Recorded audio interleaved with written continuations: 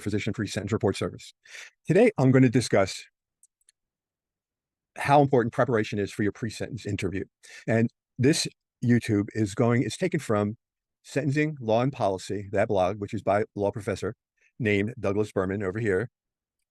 And the article in question is Law and Order, the Timing and Mitigation Evidence Affects Punishment Decisions. So the timing of the mitigation evidence. So what does that mean in English? It means that you have your pre-sentence interview. Hopefully everything has been prepared. You've copied all of the required documentation that the probation officer needs for their probation report. You have written your narrative you've written your narrative, which is your story. And your story is similar to a narrative. Don't get caught up in the word narrative. It's going to be your brand. Nike has Just Do It. Tesla has SpaceX. And so here, your narrative is going to be your story because you need to help the judge understand who you are and what happened. Because after the pre-sentence interview is done, and everything's been checked, and now that the probation officer now going to draft to write the official pre-sentence report. They're then going to meet with the judge. And in that week or so before your sentencing hearing, the probation officer may recommend a sentence for you and placement. But this is when the judge really has after they've reviewed the pre-sentence report, which is why you need to stand up for yourself, if you will, and change the narrative that the Department of Justice has out there in the form of your indictment. By the time you get to the sentencing hearing, the judge is already going to have a sentence in mind. Here's where the article comes into it's where it's important. It says mitigating circumstances may reduce the severity of punishment that is deemed appropriate, both intuitively and legally. But importantly, in the court's opinion and of law, mitigating information is typically presented after the information about the perpetrator's transgression. That doesn't do any good. It's too late. If you present all of your information at the sentencing hearing, it's done. You're toast.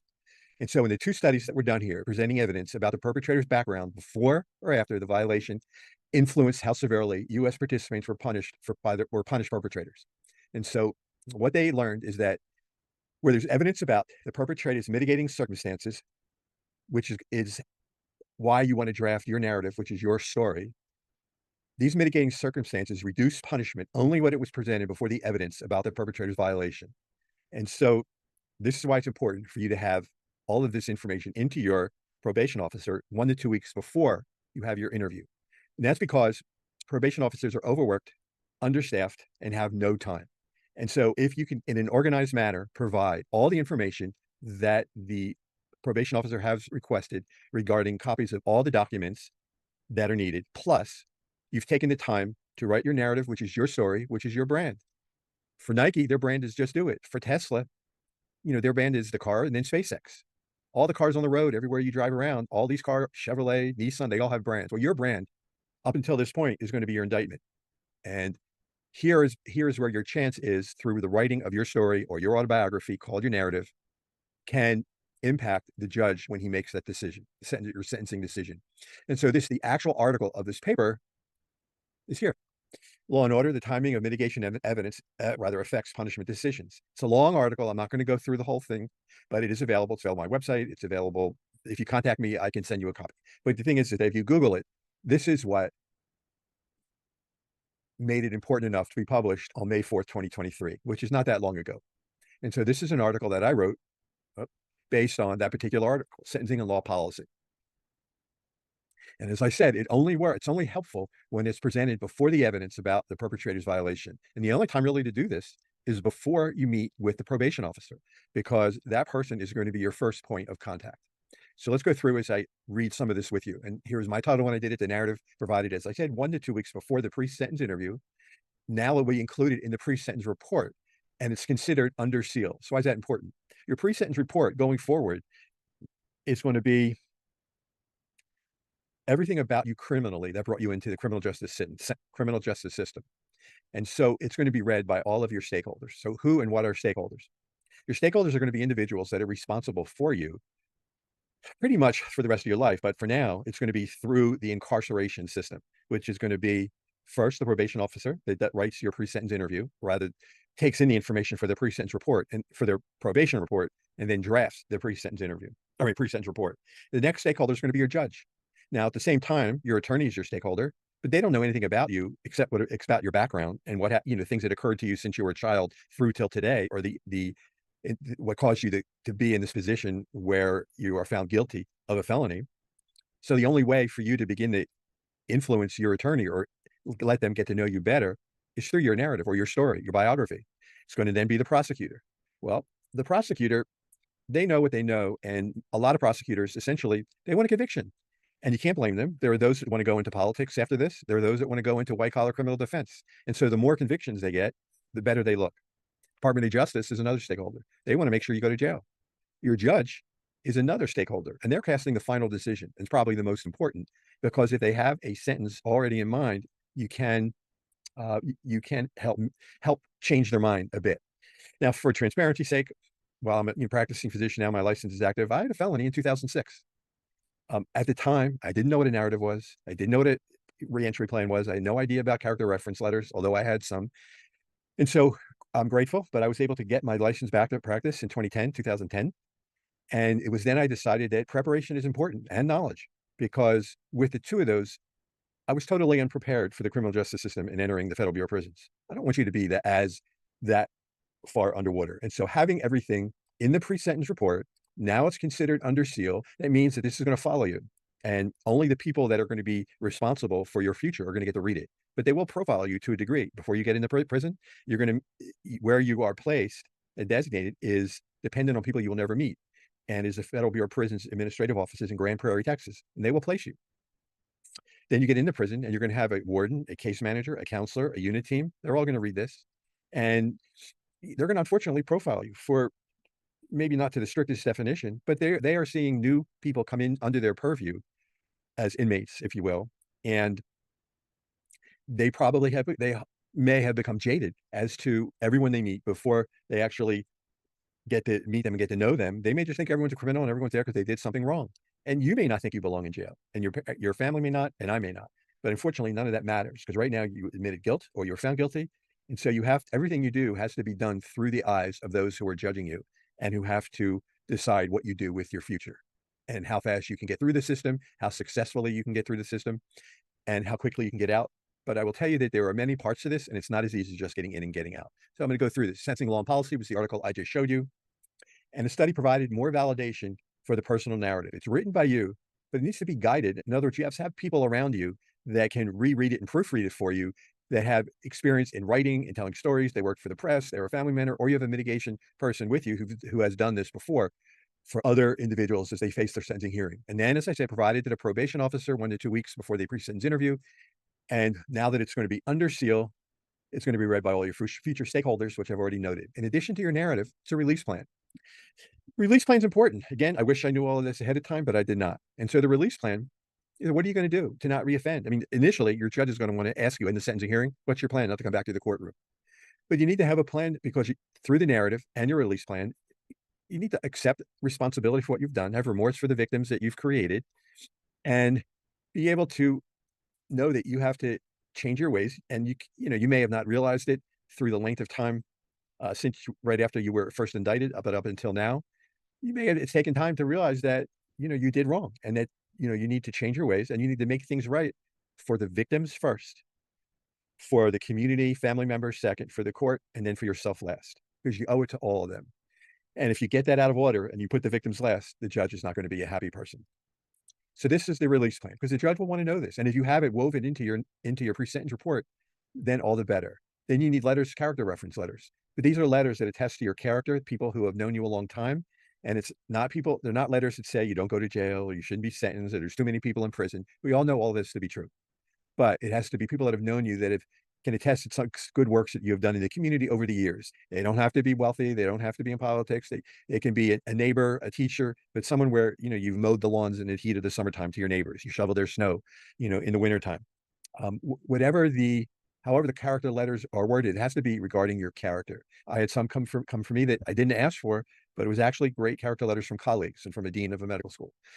And so just reviewing, it says your evidence about the mitigating circumstances reduce punishment only when it's presented before the evidence about the perpetrator's violation. In other words, it's got to get into the pre-sentence report, because you need to change the narrative that the Department of Justice has already published worldwide in your indictment, where you look like America's most wanted. And so this is going to take time for you to do. And second, the probation officers, as I said, they can, after they've taken your information in and they get to know you better at the pre-sentence interview, now they have time to casually get to know you personally, ask any remaining questions that they may have with your attorney present, and may come away with from the interview thinking that you may not be, or you appear diametrically one opposite of the person that has been written about in your narrative. So the indictment, as I said, makes you look like America's most wanted. Waiting until the sentencing hearing, as I said too, doesn't the judge will know all they'll know if you don't do your narrative. All that judge is going to know about you is what they read in your indictment. And so, even though they have a tentative sentence in mind, it's important for you to go ahead and take the time. And it could take weeks, it could take months to look deep inside yourself and write your story from childhood up until what happened to cause you to whatever this event was. There's a short YouTube here. You can find that on my website. But judges all have agreed that they need help in understanding why this happened, because judges know that crimes do not occur in a vacuum, and they're interested in learning what caused you to make this to cause you to break the law. Presenting all this information and the background, personal identification, your story, which is narrative release plan, needs to go into your probation officer 1 to 2 weeks before the interview, so they have time to digest it. Plus, a little effort's going to could go a long way. These, as I said, they're overworked, understaffed, don't have time. They may actually appreciate, rather than taking the time during your interview to casually get to know you by casually reading all of that information that you've provided through your release plan, your narrative, character letters, and copies of all the information that they requested, so that you've come to that meeting prepared. And as I said, this is where the officer can take the time to get to know you personally, and that's important. Plus, the narrative, I've read where some judges feel that if you're able to put together a narrative in written format, but also in video, 10-minute video, it may take a half hour's worth of video recording to work its way down to 10 minutes. But if you're able to, if you can afford that, that will make it a much better presentation. And honestly, if the budget is tight, you can do it on a smartphone, but have someone better with smartphones than I am, because I couldn't. But I'm sure, as I tell friends of mine, that if I make friends with a 3-year-old, they can teach me everything I need to know about regarding my smartphone and how to get around on Apple computers. Writing your narrative is an arduous, self-reflective experience. You want to have truth tellers around you to support you. In other words, you don't want people around you that are just going to say everything you did was okay. You really weren't the bad person that was in the indictment. You need to look at yourself through the eyes of the stakeholders, which is going to, next one's going to be the probation officer, and then after that's going to be the judge. And so we all make mistakes, and that's okay. Because that can be part of the narrative. This is going to be your chance. You want to have people around you to bring out something positive in you. Everybody around you can say negative things. Just you don't need that at this point in time. This is going to be your autobiography of your life. It's going to include the good, the bad, and the ugly. And it could be, go back to, did your parents, were they home? Did you have a good upbringing and not a good upbringing? 2-parent family, 1-parent family.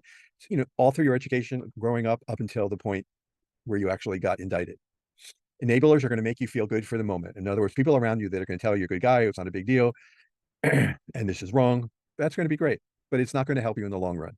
Narrative has to be your explanation without any excuses, where you accept responsibility, as I said, have remorse for the pain that you've caused by not minimizing what has happened. When writing the narrative, consider the client. You want to have people around you that have the most amount of appropriate knowledge about what you're trying to do. And this skill goes beyond just the traditional defense. In other words, most attorneys, not all, but a lot of attorneys, there are attorneys that are going to be aware of everything that happens and how to prepare yourself for prison, what happens once you get in prison, how to take advantage of the First Step Act, if you have problems, how to engage through the administrative remedy process, as well as understanding the impact of the narrative and release plan. But it's not all attorneys. And so you need to, once you have an attorney and you've interviewed them and you get along and they're going to listen to you, if they buck you a little bit on this, stand your ground, because this is your life, your future. And so at the appropriate time, or just before the guilty verdict, you want to have this in preparation for the pre-sentence report. And as I said, you want those having the appropriate experience as to your future are going to be who your future stakeholders are and what they need to hear, because they're going to be responsible for having you reduce your criminogenic needs through the First Step Act programs as they prepare you to successfully re-enter society. So the categories that are going to be included in narrative.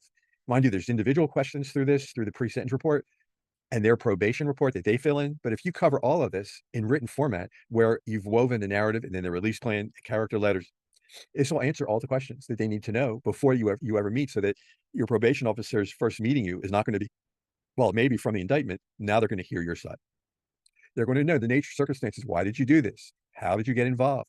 What was your involvement? What was your involvement in this particular crime? Were you a key player or were you a bystander? You should check your involvement reflects what is actually in the final pre-sentence report under victim statements.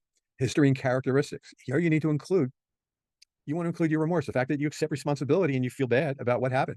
You have remorse for ruining your victims' lives. Was there a traumatic life event that happened to you growing up? Go into detail. You need to show the court what your plan is to never come back. If you've taken responsibility, you have remorse for causing the victims pain. You know that you need to change around. If there are triggers that caused you here, if there are triggers, what was that trigger and how do you move it from your life? What has this experience taught you? Did it bring up moments from your past? All of these you want to explore. And the good things that your client's done, explaining samples for letters. Essentially, if you have multiple letters, which is great, that attests to your character.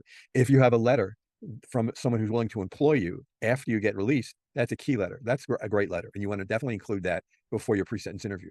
But if you have great letters for your regarding your character, let's say there are 10, you want to at least have 10. I didn't have 10, but the number that I read about is 10. Great. You want to have two of the letters that your attorney, when they do their sentencing memorandum, can include with their memorandum. The other letters can be given to the probation officer, and your attorney can reference them at the memorandum during the sentencing hearing that the probation officer has them. If in fact, let's say there was some sort of substance abuse issue or problem that caused you, or that was a participant in your crime, was it a gambling crime? Was it I don't know, a sex crime, or were there other issues that were mental health issues?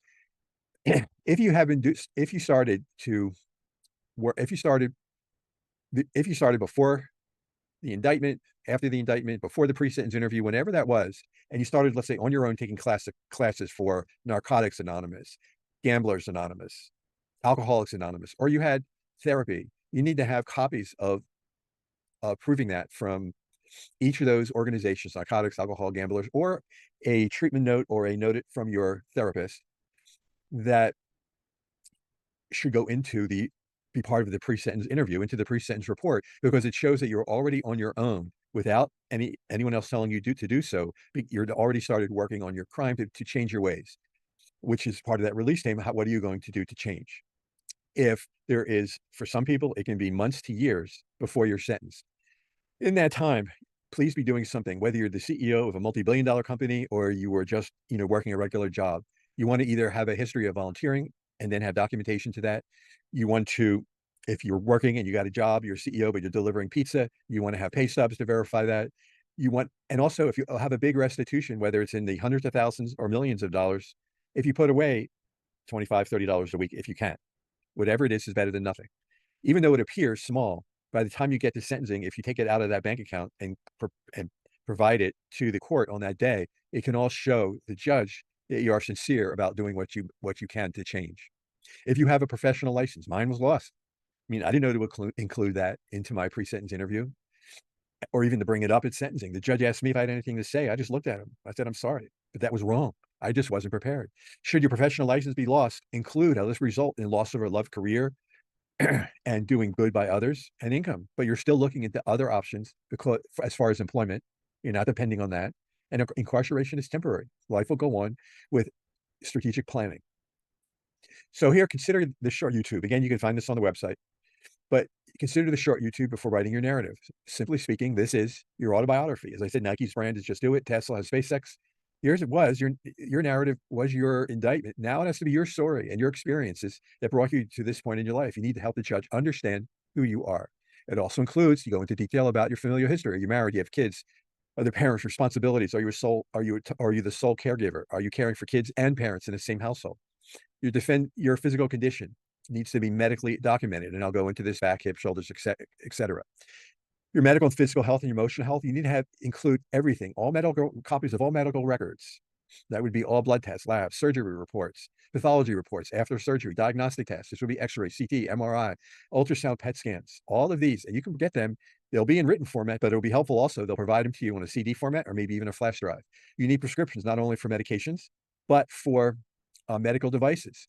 If you're taking medications, you should have downloaded with your attorney the entire BOP formulary, which is their drugs that they carry. And you need to make sure that your drugs are available. I have that all within my website here that I can get into, but you need to know all of their drugs. And if you're on a medication that's not available, or that is available, but it's considered non-formulary where they don't want to give it to you, you don't want to have to wait 6 months. You need to get your physician involved. And they need, in addition to getting all your records, you need a clear documented treatment plan. And if the medications are not available, the physician hopefully is able to do two things. The first is to go through the closest medications that are available that could work for you on their BOP formulary and explain why you've tried them and they didn't work, or they just were not medically efficacious. Weren't medically effective for you. And if they're not available, then a reason why the BOP or Bureau of Prisons needs to make them available if it's a life-threatening situation. The second thing they need to do, if you can get them, is to show up at the sentencing hearing, because judges want to talk to your physicians. You may have a medical person expert for hire, but they want to talk to the treating doctor. For things like bottom bunk, your past medical history of tinnitus, which are in ears, vertigo, back problems. If you're diabetic, probably you need soft shoes or sneakers instead of the rigid work boots that have a steel toe. This could include, torn Achilles tendon, heel, hip or knee issues. If you're diabetic, that steel toe is not the best thing in the world. If by chance you're one of the few where your toe rubs through to the steel inside, not good. And don't let the Bureau of Prisons tell you that way. It's up to you to inform them. Well, part of diabetes is, or vascular disease, or Raynaud's disease, is that you have diminished sensation, so you may not know. If you have a certain age or height, weight, have a hernia, this may help you in getting passes for where you don't have to stand for long periods of time. Medical idols, which can get you out of everything, is also available for either short or long term, depending on your ailment. It can range from a bad hip to PTSD, and possibly, if the hip's bad enough and your documentation is clear enough, and if you are in need of a hip replacement and you don't have the time before going into prison, that your attorney with the physician of record who feels that this is needed for your quality of life can have you placed into a federal medical center for surgery. Substance abuse. In order to get the benefit, there's the RDAP program, which allows off the 1 year off your sentence. In order to get credit for that, though, or to take those classes in order to get credit, you need to have had use of drugs or substance abuse in the 12 months before your arrest. It can be alcohol, it can be drugs, legal or illegal, and again, it can be, gambling. And as I've noted, if you started all of this on your own before the pre-sentence interview or before you were indicted, mention these in the narrative with copies of your treatment records from your providers. That would be Alcoholics Anonymous, narcotics, gamblers, or if it's a sex crime where you're having therapy for that. Education, you need to have copies of the highest educational level you achieve. I don't care if you're a physicist. If you are going into prison and you're an attorney or physicist, but you don't have the graduating diploma copied and part of your file, they're going to still make you take the GED. If you have extensive experience with computers, well, I would leave some of that information out. If you have your GED or you want to get your G in prison and you want to continue your education, well, July 1st, 2023, the Biden administration had signed in the Second Chance Pell Grant Education Grant Act. And so that you're able, I can open over here, but your family members or a person who is an emergency person to be contacted on the outside, they can go to the website and let's see if I can open this up. You can get a list of the colleges or universities here. So it's opening up now. So you're able to see the different colleges and universities where they can, and this was an original list from April 2022, it's probably gotten larger, but you can call them and see, what is the status of getting a grant. If you're an entrepreneur and you have businesses, think about creating a course. I'm sure you have knowledge that you can pass on to those people around you. Think about it. Try and draft a course that would meet a couple times a week for 1 to 2 months and pass it by the case manager or unit team or counselor. And should they say it's okay, then great. Let them take the credit and you will look better in their eyes. Plus, you make them look good. Military, if you have military history, copies of what branch you're in, what was your discharge, you had any special training, certificates, etc. Employment, the probation officer is going to check, and judges love a good work history. Statement of financial records. Don't try and lie, or I would be 100% candid with every bank account, because you want to get off on the good. You don't want to have the probation officer tell the judge that you lied or that you failed to include everything about you financially. So it's everything and anything, for bank accounts, savings accounts, investments, wherever you are, whatever you have, you don't want to anger the probation officer or judge. You want to make the probation officer's work easier, not harder. And so you should provide everything to them. If you have a financial crime, in other words, if there's a financial penalty that's going to come out in the court order, you're going to have a financial responsibility, and it's called the financial responsibility plan. And when you meet in person with your case manager and unit team, you want to acknowledge that you're willing to participate in that plan. It's based on, you have to pay money, but if you're going to be taking in thousands of dollars every month, you may want to offer the plan a couple $100s a month. If you figure that you're only going to take in a couple $100s a month, maybe you offer $25 a quarter or something like that. But either way, you can also have this included into your narrative and your release plan. In addition, as a result of your narrative story, as I already said, it'll make you appear quite the opposite of the Department of Justice indictment of you, where you sounded like America's most wanted. And if you've gotten this far and you've done everything, then you've done a good job, you and your attorney. Additional copies of things you may have to get is divorce decree, financial records, as I said, highest educational level that you've reached, any trade occupation certificates, marriage certificates, naturalization papers, draft card, car registration, military discharge certificates, birth or baptismal certificate, immigration papers or passport, employee verification, pay stubs, letters of character, that attest to your character. Military disability, if it's applicable, income tax returns for the last 3 years, unless more is requested. If you have any outstanding detainers and immigration issues, you need to have these addressed and closed as much as possible before the interview. You definitely don't want to have a detainer.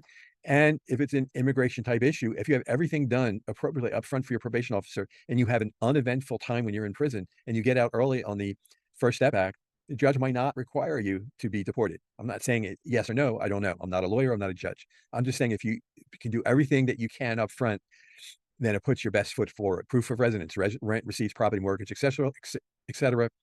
You need copies of your Social Security card, driver's license, birth certificate. That needs to be provided to the probation officer also. You need to bring copies with you. And again, reviewing, you need to have all of your medical records, especially if you have a complex medical history. And so with that in mind, I hope that you found this helpful. I'm grateful for you that you've taken time to listen to this YouTube. You can find all my information here in my website, Physician Presentence Support Service. And if you have any questions, feel free to give me a call or email me. And that can all be done through here through the website, where you'll be able to see momentarily. If you go to it, there's my phone number. There's no charge. It's a free consult. We can go through everything if you have any questions. I appreciate you taking the time again to listen to this, and I hope you have a good day.